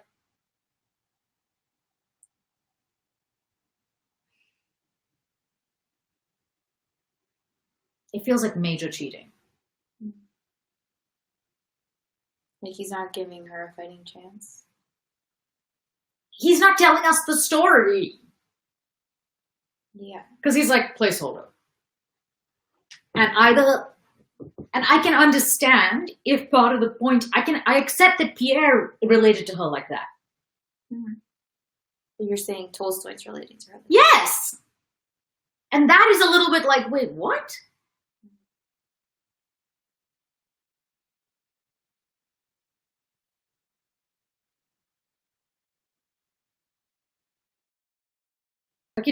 I mean, honestly, my soon just shut up. Yeah, because I feel like characters' thoughts are not often what's actually so. Which is why I'm like, oh, we should keep reading. Because I feel like Pierre's like not in his right mind, obviously. Agreed. So now he's like seeing things of like, oh yeah, she's this and this and this. And I'm not fully buying yet that she actually is that way, or that Tolstoy is saying she is that way. Maybe it's easy for us to accept because she's a shell. So we have to, like, we don't have anything about her. Yeah. So it's like, this is just as good as any other fucking personality. Like, it makes her be a prop. It makes her be like a chair. Mm. So we're watching like him relate to it, and him, how he, how he's 1 second he feels this, and the next second that, and then you might want to sit down, and then you might not. Like, yeah, she's like furniture. Because what we're watching is him. And who really cares about what the chair is really like? We only care what the chair is like for him. Okay. Yeah. I'm not such a fool. Just you try it on. Allez-vous promener, she used to say. Often seeing the success she had with young and old men and women, Pierre could not understand why he did not love her. Yes, I never loved her, said he to himself. I knew she was a depraved woman, he repeated, but dared not admit it to myself. And now there's Dólokhov sitting in the snow with a forced smile and perhaps dying, while meeting my remorse with some forced bravado. Pierre was one of those people who, in spite of an appearance of what is called weak character, do not seek a confidant in their troubles. He digested his sufferings alone. It is all her fault, he said to himself. But what of that? Why did I bind myself to her? Why did I say je vous aime to her, which was a lie and worse than a lie? I am guilty and must endure what? A slur on my name? A misfortune for life? Oh, that's nonsense, he thought. A slur on my name and honor, that's all apart from myself. Louis XVI was executed because they said he was dishonorable and a criminal, came into Pierre's head. And from their point of view, they were right. As were those two who canonized him and died a martyr's death for his sake. Then Robespierre was beheaded for being a despot. Who is right and who is wrong? No one. But if you are alive, live. If you are alive, live. Tomorrow you'll die as I might have died an hour ago. And is it worth tormenting oneself when one has only a moment of life in comparison with eternity? But at that moment when he imagined himself calmed by such reflections, she suddenly came into his mind as she was at the moments when he had most strongly expressed his insincere love for her, and he felt the blood rush to his heart, and had again to get up and move about and break and tear whatever came to his hand. Why did I tell her that je vous aime? He kept repeating to himself, and when he had said it for the 10th time, Moliere's words, mais que diable allait-il faire dans cette galère? But what the devil was he doing in that galley? Occurred to him, and he began to laugh at himself. In the night, he called his valet and told him to pack up to go to Petersburg. He could not imagine how he could speak to her now. He resolved to go away the next day, and leave a letter informing her of his intention to part from her forever. Next morning, when the valet came into the room with his coffee, Pierre was lying asleep on the ottoman with an open book in his hand. He woke up and looked around for a while with a startled expression, unable to realize where he was. Countess told me to inquire whether your excellency was at home, said the valet. But before Pierre could decide what answer he would send, the countess herself, in a white satin dressing gown embroidered with silver and with simply dressed hair, 2 immense plaits twice round her lovely head like a coronet, entered the room, calm and majestic, except that there was a wrathful wrinkle on her rather prominent marble brow. With her imperturbable calm, she did not begin to speak in front of the valet. She knew of the duel and had come to speak about it. She waited till the valet had set down the coffee things and had left the room. Pierre looked at her timidly over his spectacles, and like a hare surrounded by hounds who lays back her ears and continues to crouch motionless before her enemies, he tried to continue reading. But feeling this to be senseless and impossible, he again glanced timidly at her. She did not sit down, but looked at him smiling for the. Well, what's this now? What have you been up to now? I would like to know, she asked sternly. What have I, stammered Pierre. So it seems you're a hero, eh? Come now, what was this duel about? What is it meant to prove? What, I ask you? Pierre turned over heavily on the ottoman and opened his mouth, but could not reply. If you won't answer, I'll tell you, Helena went on. You believe everything you're told. You were told, Helena laughed, that Dólokhov was my lover. She said in French with her coarse plainness of speech, uttering the word amant as casually as any other word. And you believed it. Well, what have you proved? What does this duel prove? You're a fool, que vous êtes une sotte. But everybody knew that. What will be the result?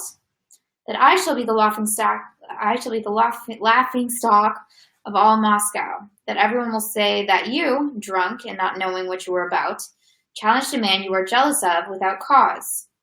Helena raised her voice and became more and more excited. A man who's a better man than you in every way. Growled Pierre, frowning without looking at her and not moving a muscle. And how could you believe he was my lover? Why, because I like his company? If you were clever and more agreeable, I should prefer yours. Don't speak to me, I beg you, muttered Pierre hoarsely. Why shouldn't I speak? I can speak as I like, and I tell you plainly that there are not many wives with husbands such as you, who would not have taken lovers, des amants. But I have not done so, said she. Pierre wished to say something, looked at her with eyes whose strange expression she did not understand, and lay down again. He was suffering physically at that moment. There was a weight on his chest and he could not breathe.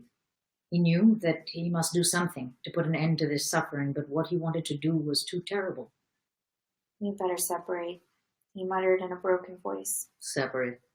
Very well. But only if you give me a fortune, said Helena. Separate. Separate. That's a thing to frighten me with. Pierre leaped up from the sofa and rushed staggering toward her. I'll kill you, he shouted, and seizing the marble top of the table with a strength he had never felt before, he made a step toward her, brandishing the slab. Helena's face became terrible. She shrieked and sprang aside. His father's nature showed itself in Pierre. He felt the fascination and delight of frenzy. He flung down the slab, broke it, and swooping down on her with outstretched hands, shouted, "Get out!" in such a terrible voice that the whole house heard it with horror. God knows what he would have done at that moment had Helena not fled from the room. A week later, Pierre gave his wife full power to control all his estates in Great Russia, which formed the larger part of his property, and left for Petersburg alone.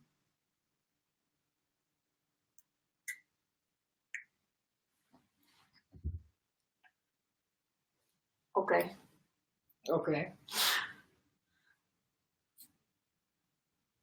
Cool. We don't really know anything from that. Cool. Nothing. Pretty much nothing. Great. How did I communicate with these people?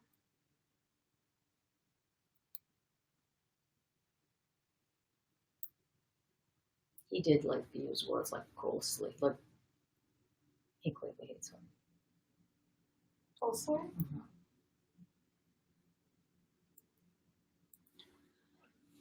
I'm not saying he loves Pierre. Or Right. is on his side in anything. That's just it. I don't think he's on anyone's side. I don't think so But he either, might but that doesn't mean that definitely throw everyone... women under the bus. Or Well- most of the women in this story. Or not even throwing them anywhere, just whatever. not even... This little thing over here. He's not even giving them the honor of throwing them under the bus. Right. Because they would have to exist as people in order to go and do so. Yeah, I don't feel like he's on Pierre's... I don't feel like he's on anyone's side, but he perceives Pierre as a three-dimensional person, is what I mean, by being on his side. I mean, it reminds me of Shakespeare. To be honest. In what way? I just feel like, even though I guess they get a bit more of this, a lot of Shakespeare's women. Really? I don't think so at all. Really? Not at all.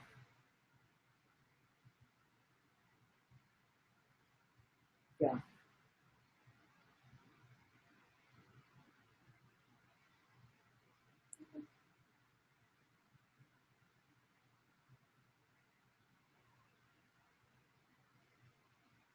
I feel like I'm desensitized to it. Yeah, which would make sense to be. That's kind of what I mean by it's so expected that it's like. But I think this was pretty flagrant. This episode with what's this? Yeah, we don't know anything about her.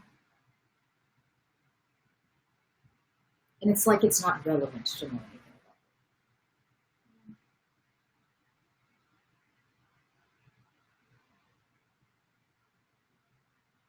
it. Like she's she's a fucking valid. Okay. But how much of that is just because I don't know, we're not gonna focus on her. Do you know what I mean? I mean, I think there the are other fact female characters that he's going a bit more in depth about. the older ones. There's Mary. We haven't gone back to her after that, obnoxious. Well, obviously we're with the men more. But there's And a frankly, little bit more. Mary is making herself two-dimensional. By her choices, she's making herself two-dimensional. By being none of this, I will only this. Yeah, I'm just saying at least there's an inner monologue with Mary. And Yes. we know her side of things. Yes. There's even a little bit of that with Mademoiselle Bourrienne. Yes. Obviously there's a lot of female characters that, whatever. But it was similar with Bourrienne, which is that she was just a cute girl until she revealed this. We reacted the same way to her, to him revealing anything about who she is, which is to be whoa, what? Right. What lady companion girl? Yeah. Who's just supposed to giggle and we were oh, I guess she has this master plan. Yeah. Which came across as being a hidden master scheme rather than just being what this woman like who she is and what she wants or something.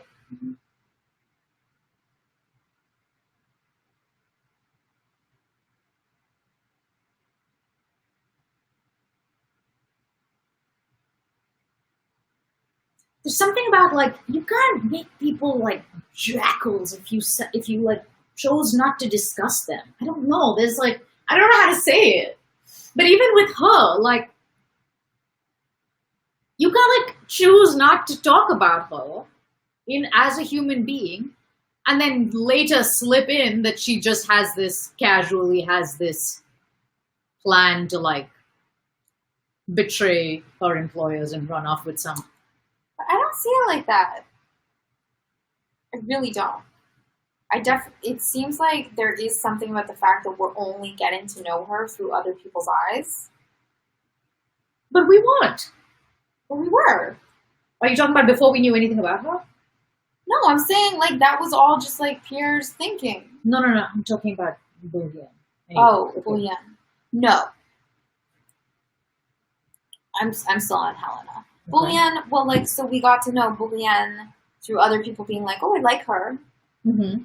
Like, a lot of people liked her. And then when it went into her thing, I mean, we thought it was, like, weird. But it was just like, oh, she had always had this, like, secret wish to get, like, I saw, like, a sympathetic side to it.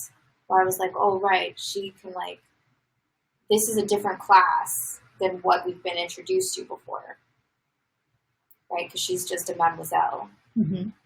And so she has this secret, like, dream that one day someone higher up will notice her. It was framed a little. I know it, like, sounded dreamily. like, whoa, that's weird. But I guess I was like, in stories like this, I'm always like, it was using things like he would like violate her or things like that, and I never really know how far that.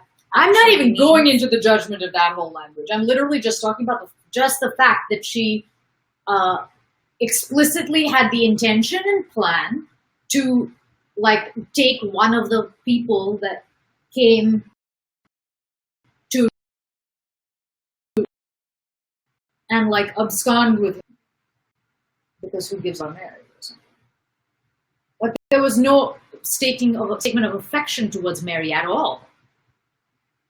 But there was. From her? Yeah, she was crying. Well, I don't know. That's crying in 3 interpretation. minutes.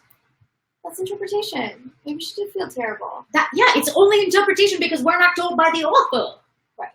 That's what I'm saying, is that like you're not giving us the information, so it's up to us to be like, oh, maybe she loved her. She's crying. And that's what Mary thinks, for sure. Mm-hmm. But in that little speech about, like, her wanting to, like, what she really wanted, there was, like, zero. Like, it was like, she has a purely perfunctory relationship with Mary. There wasn't even, like, there was no sympathy or empathy or anything in that, like, passage that was Bourrienne's like actual thoughts and feelings.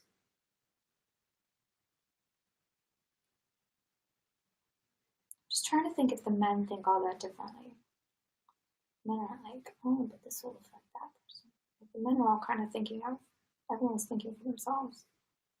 I'm talking about the fact that they literally don't have characters. Yeah. Like they're female-shaped cardboard things.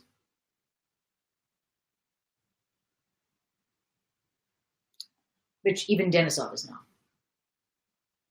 But I kind of feel like there are characters there. Like, with Bourrienne and this there's one? obviously something. So I think there's something interesting about the fact that this character is like a bit of a mask. Yeah, that would be interesting. No, but that's how he describes her. Like, she's very, like, keeps her cards close. Where does it say? Pierre's talking about her like that, like public soirees. Pierre's talking about her. Okay, fine. And I can't really remember, like, when we first meet her, what's the whole thing. Just but that so she's to really me, beautiful. it's like she's a bit of a mystery. And we only know her through other people's eyes. Yeah, I wish that I thought that was deliberate. I don't think it is. Okay. I'm just saying, like, I get the sense of a character from her. From the fact Maybe that I there's no don't character? know. No, meaning, like, I kind of feel like I know who that is now. Maybe I don't know her inner world, but I kind of do feel like that is deliberate. I have no idea who she is, except that he believes that she's super duplicitous. Yeah. And that she's mean. She's clearly, like, says cruel shit.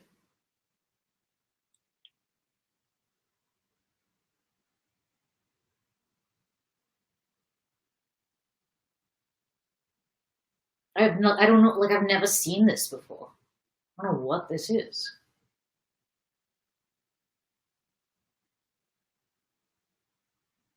And when we, like, the first 500 years that we spent in the room with her, it was all about her shoulders and stuff, to the point where, like, I definitely was reading it in this way of, like, and we're talking about her skin again. Yeah.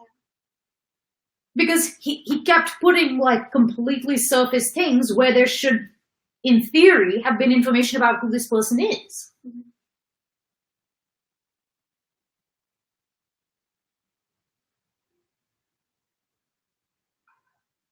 I just haven't seen anything that to give me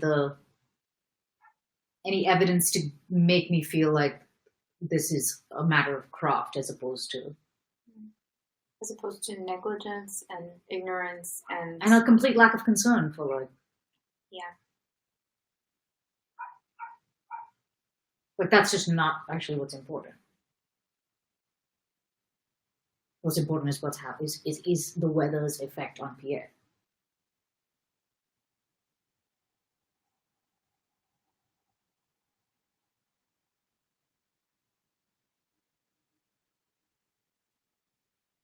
He spends so many words talking about her shoulders and her this and that. Yeah. And not only from Pierre. That you're telling a story.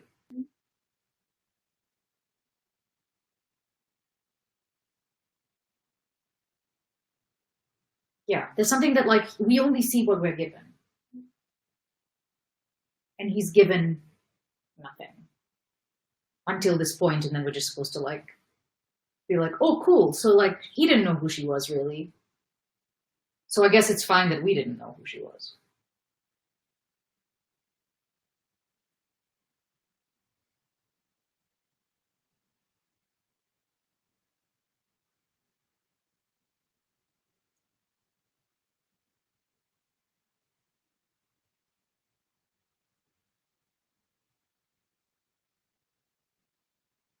It's really strange. I don't know. I don't know. What do you mean? I don't know, whatever. There's a lot of characters that I'm like, I have no idea who that is. I know they do things, but I don't know who that person is. Like Bagration? I don't know. I don't know what distinguishes him from anyone else. We don't spend a ton of time with him. We've spent a ton of time with him. No, it's mostly people talking about him and his plans and his movements in the field. I feel like I remember when he first came up, we were like, oh, I hope he's not here. But just now, when you saw his perspective in were you like, what the fuck? Who is this? No. But it's been that way with Bourrienne and with this lady. He's a soldier. Okay. Are you feeling defensive about it? No, I'm not feeling defensive. I don't know. I feel like I should be outraged, but I'm not. Why do you feel like you should be outraged? Because you are. So? Oh, so I don't know. I'm just like, am I being anti-feminist right now? Maybe. I don't know. Yeah. And I guess I can, maybe because he goes on and on about, like, describing her, I can kind of imagine her, and I have a hard time imagining the others. They all kind of, like, blend together. What others? I mean the male characters. I mean, there also are like 75 times the Yeah. women than they, like literally numbers. Yeah, that's true. There's so many more men.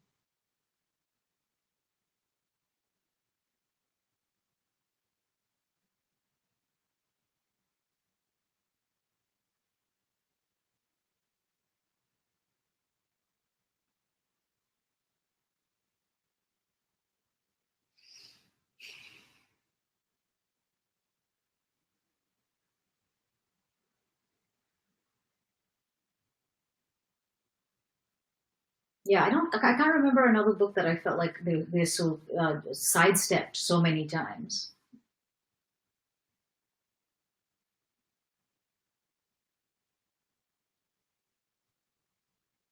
Only to then be wildly impactful to the, like only to then come into like extreme stark relief in a way that feels fucking relevant to the world.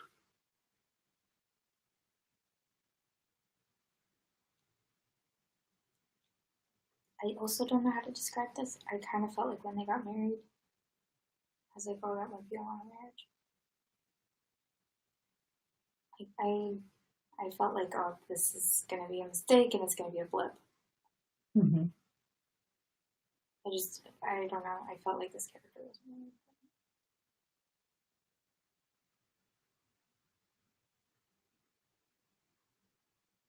Why would you think she was important? Right. There's no reason to. But that's what I'm saying, is that the fact that this just happened. That's just it. I'm like not. I'm not like, oh my gosh, there's so few women characters. Like, of course, there's so few women characters. I'm not, oh my gosh, there's so few women characters. You spend a bunch of the time in the army. I don't think it's weird that there are many more men than women. Mm-hmm. But we're in the town just as much. Um, I don't know. The numbers have not seemed strange to me. okay.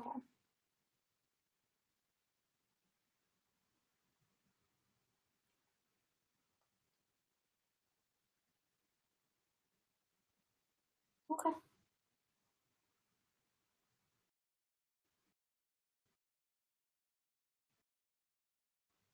Strange books in this franchise. Wonder what your dad thinks.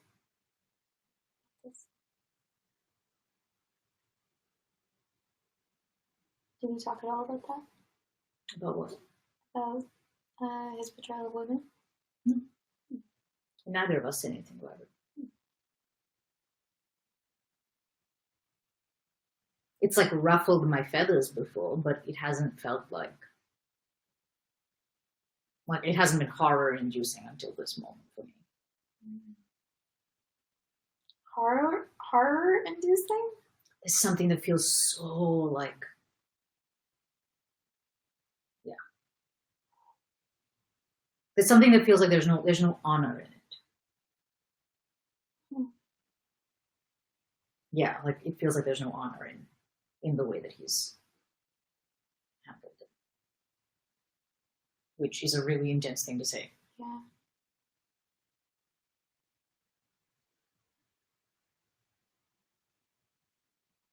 I guess we've talked about this like once or twice before. I don't know.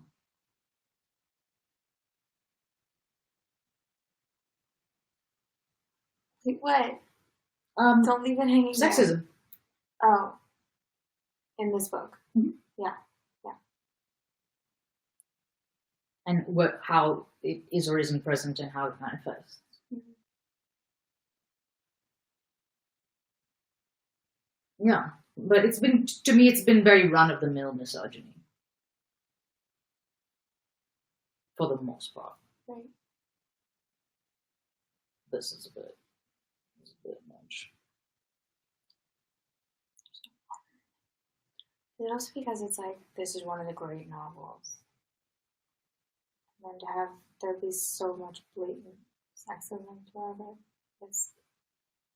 I don't know, because I'm also desensitized. Mm-hmm. Like, I live in the same world. Right.